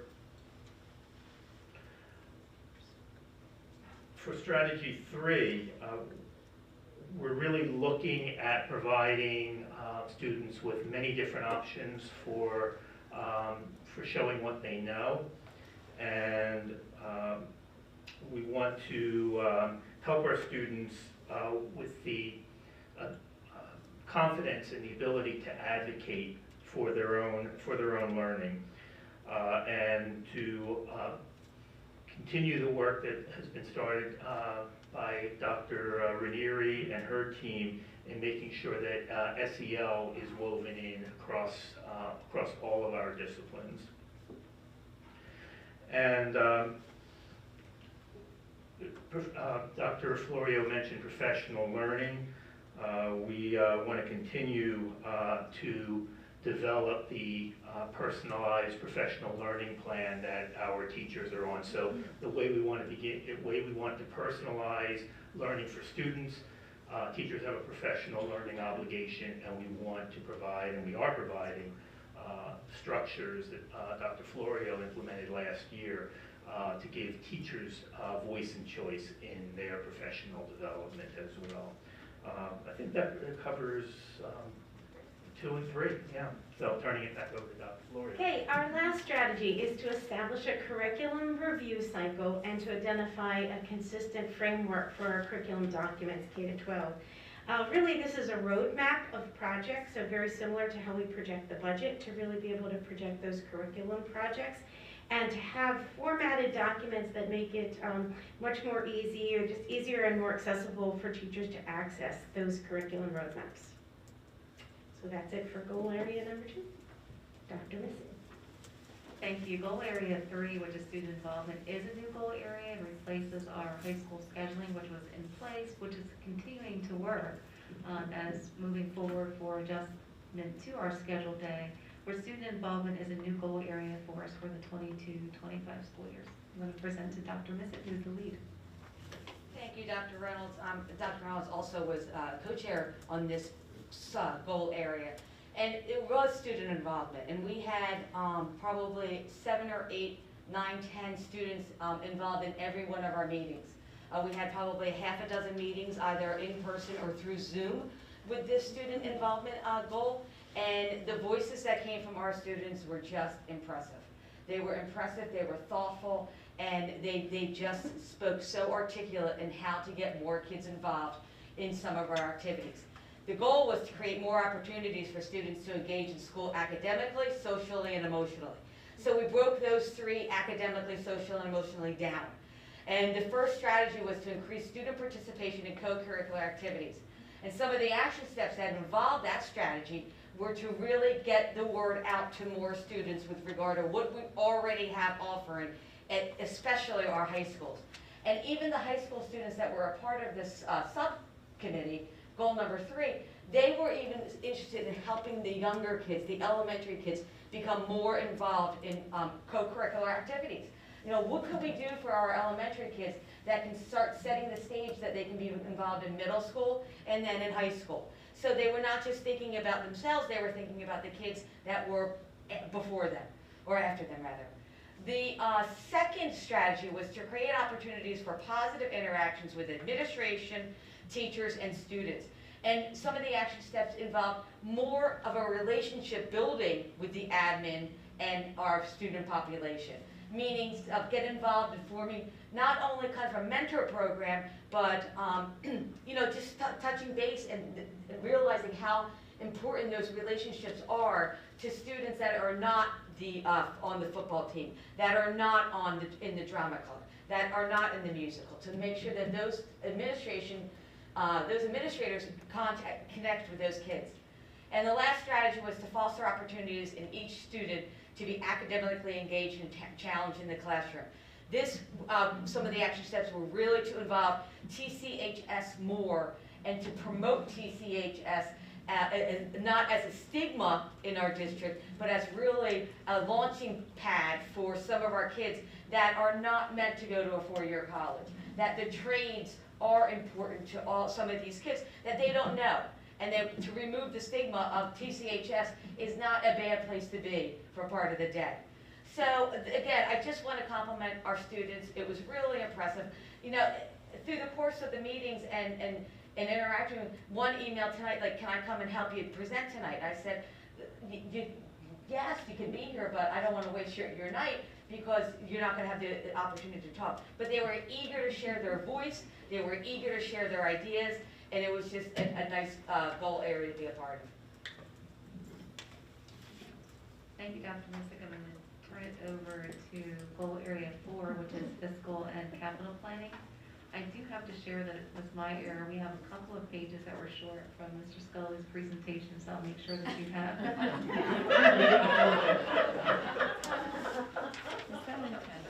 Not short on funds.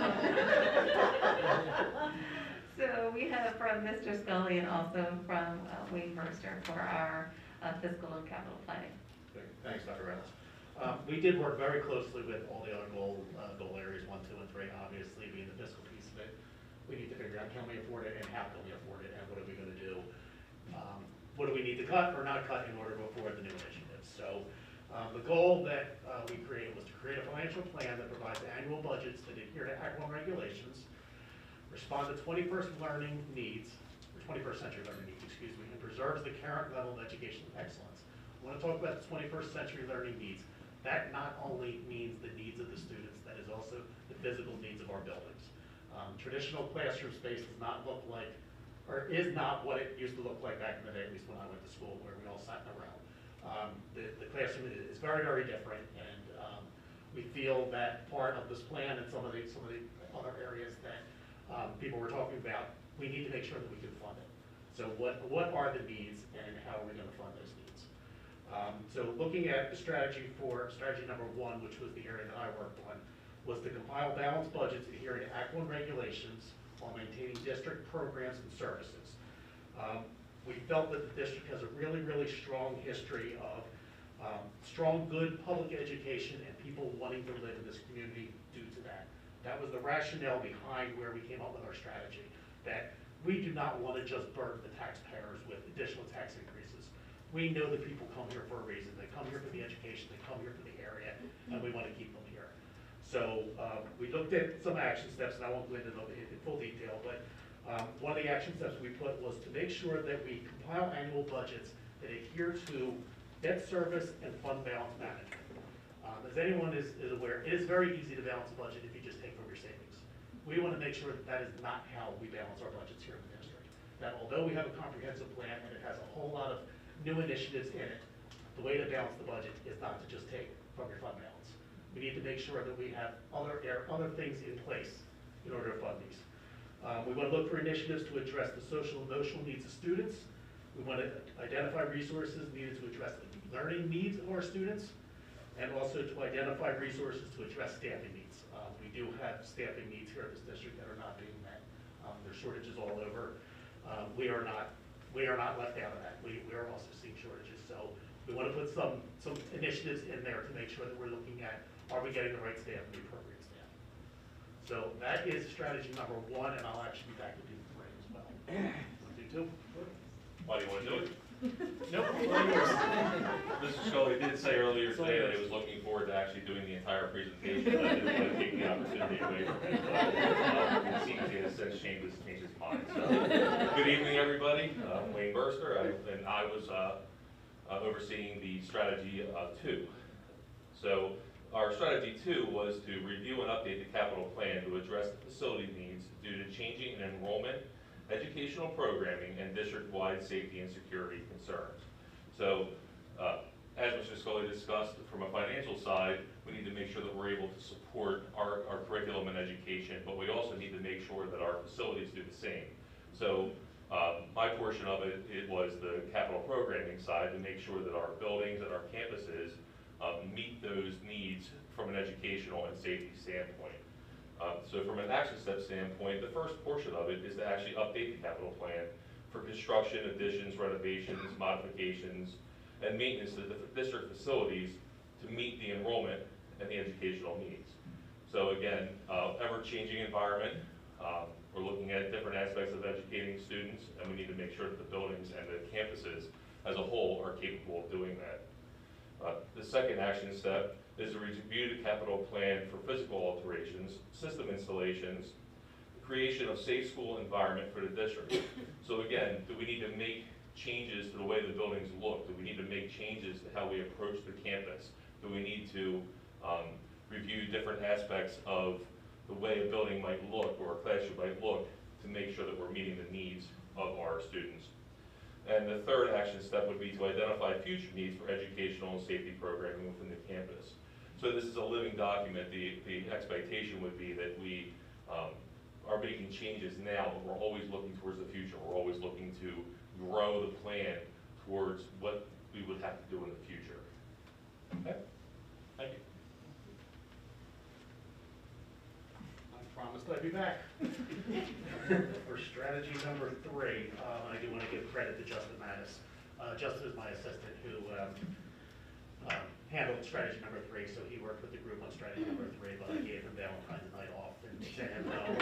So I said I would handle that for him. I did not do the same for Wayne.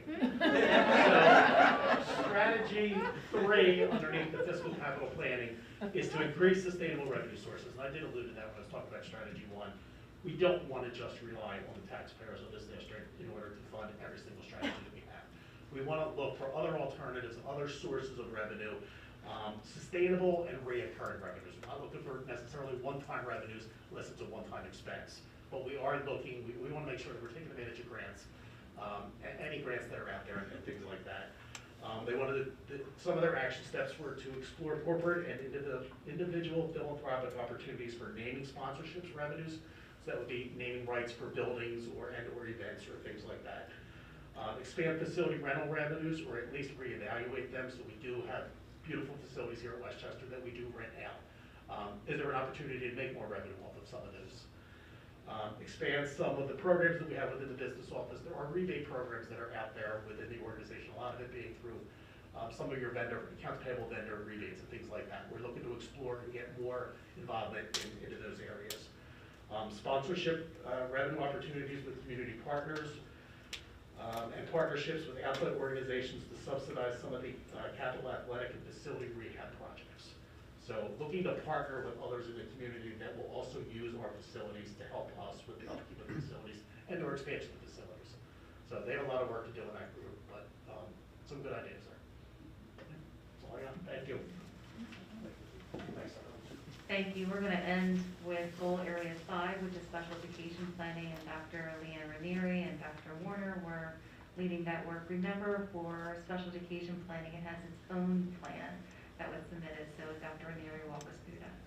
Good evening, and I did let Dr. Warner go home and be with his family for Valentine's Day, so it's me tonight. I am pleased to be able to share some of the highlights of our special education plan. Typically what happens with the comprehensive plan for special ed, it's a year behind what the district's plan is, but with the delays that took place and the extensions that were provided, we're actually doing it at the same time. So to me this is exciting because we do dovetail, as you've heard in the previous goal areas, that crosses over. Special ed is embedded within all that we do across the district, and so it's really important. There's about 15 to 20 different components of the special education comprehensive plan, much of which is required, and it's detailed things such as, do we have any locations like for incarcerated youth? We don't in the district. We have to fill out a report about that. There are places like such as Deborah, which we do have within our district, which is an APS, so then there's certain reports we need to. So there's very scripted types of things. So the things I'm going to talk to you about tonight are things where we have flexibility, things that we can start to do some of the planning. And you'll see those 5 little areas listed. We were very fortunate that we had a very active group with both teachers and parents, and we kind of separated into those 5 different categories to be able to get some input. Can we move forward? Because the first area is indicators of improvement in planning, which is a report within itself. There's about 12 different areas that are listed in there. And what we need to do is to say, of those areas, are there things that we would like to focus on over the course of the next couple of years? And we found 2 areas that we felt that were important. One is transition, and that, I'm not going to read that to you, but that's transition of our students leaving us at the end of high school. Where do they go? How can we support their goals? And actually, one of the parents started to put together a brochures and things for parents. So we're going to be coming out of this with actual things that we can hand out to families on services that are available throughout the county. Also looking at transition specialists. As you know, we started a transition house program last year. It has grown. We're in our 2nd year, and we could even grow more as we move forward. But what other things can we do to support the area of transition? And I think eventually through this 3-year plan is hiring a transition specialist that will be devoted to that area and coordinate all those services across the county, across our district under one person. The other is timely initial evaluations. Last year with the pandemic, there were a couple scenarios where we were unable to finish a report within 60 days, which is required. It's 100% compliant, so if you're out one, you're on improvement plan. And we need to, on a quarterly basis, submit a report indicating that we are within our 60-day timeline for up to a year. I'm proud to say that we just received notification last week that we've met that requirement and we're no longer in corrective action, but it is still something we will focus on moving forward. The next area is disproportionality, and that is an area we've discussed previously. There are 2 areas that we have found to be disproportionate that we have current plans in place. One is our students who are Asian, who are in our regular education classrooms less than 40% of the time. In analyzing that data, it is students that are identified with autism in most situations, that are in our autistic support programs for verbal behavior. It is meeting their needs. So it's a double-edged sword. We're meeting the needs of our students, but they are not included in regular ed for more than 40% of the day. So it's balancing that. We do have students as they move through the program are included more and more, which is what we need to be doing. The other areas are students under the category of emotional disturbance, that our Black students are identified at a higher rate. When we analyzed that data, we noticed over half of those students had moved into the district already identified. We are still focusing on what are our practices in the district so that there isn't implicit bias that is taking place, and putting measures that in place, such as, like, I read every evaluation report before it's issued. I look at every request for an evaluation before permission is issued. So we're trying as best we can, but it's certainly something that we're going to continue to focus on. Third area is least restrictive environment, very important, kind of dovetails again with some of the ones we talked about previously, the importance of keeping our students in regular education.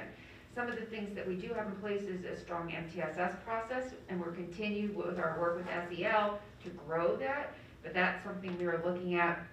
We look at our students with complex needs, are included in regular education as much as possible, and they're in our district. So sometimes it's not just being in regular ed, it's not being in an APS or an approved private school or in another location. We've developed programs over the years to allow our students to be here and continue to grow. Positive behavior support. This is another area that is very important. We have, we've talked about the emotional well-being of our students, but the other component of that is our behavior. And we have behavior specialists that work in our district through agencies. We have a component of that through our multi-tiered system of supports. We have mental health specialists in all of our buildings, and we train all buildings have trained teams in de-escalation, and we're constantly doing updates on that.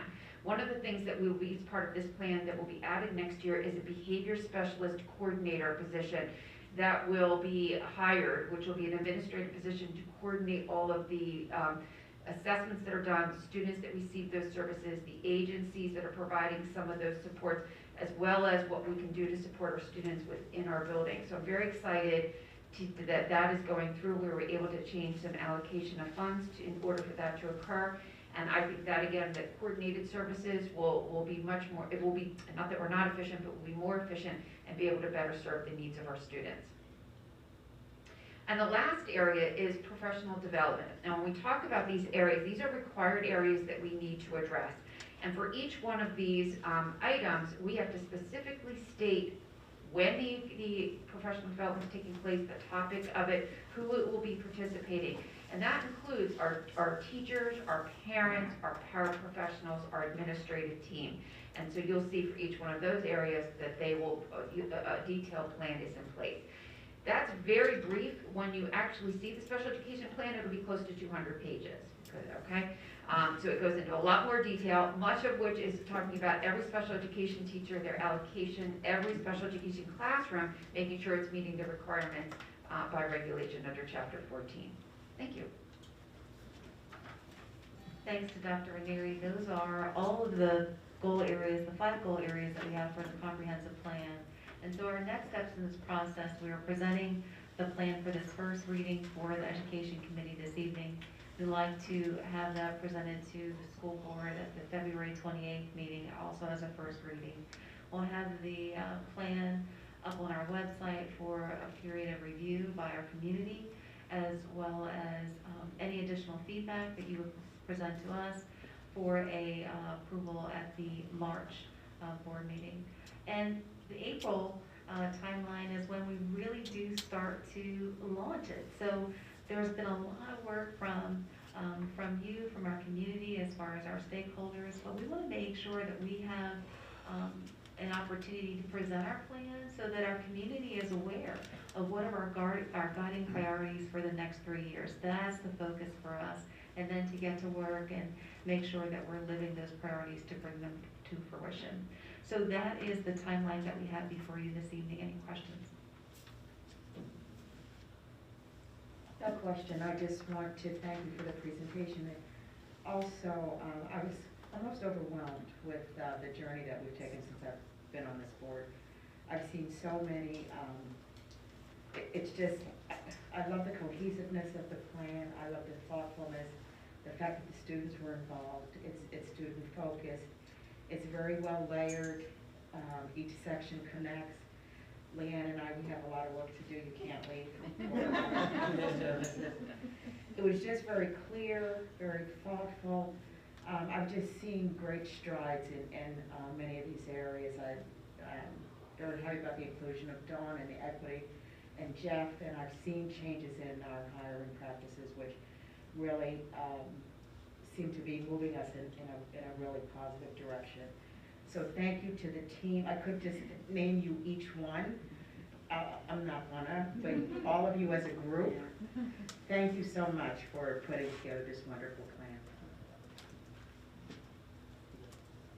One point of note, which is a celebration to Dr. Sokolowski, who made sure within each of our goal areas that the theme of healing and learning was present, because we had to acknowledge the things that we've learned during this time, but also making sure that we have charted a path forward for continued excellence. I just want to make sure that I shout out him, because I'm sitting in his seat, as far as making sure that we have habits of practice that are well ingrained. So it really did make my job easy, particularly in supporting the work that's going on. We have phenomenal goal leads that have just fostered this work for a very large committee like Dr. Shaw said. We had over 150 stakeholders that were part of this work. So big celebration, we appreciate that. I'm really looking forward to the launch and the tactical execution of this plan. Thank you again. Any other comments from the committee or from the board? Just a great presentation. Thank you so much. Yes, thanks again. It was really very, very comprehensive, very enlightening, and I can see all the work that went into it and all the care that went into it. I also wanted to compliment everyone on this. A lot of hard work, but it just seemed like all the pieces are being tied together with the team spirit, the teamwork, collaboration, and I do really appreciate the student involvement piece. I think that is exceptional. So thank you. Thank you so much. And with that, we conclude our Education Committee meeting. Is that right? That is correct. Is that possible? There's still Valentine's Day left. I know. Thank you, everybody, for coming. Happy Valentine's Day.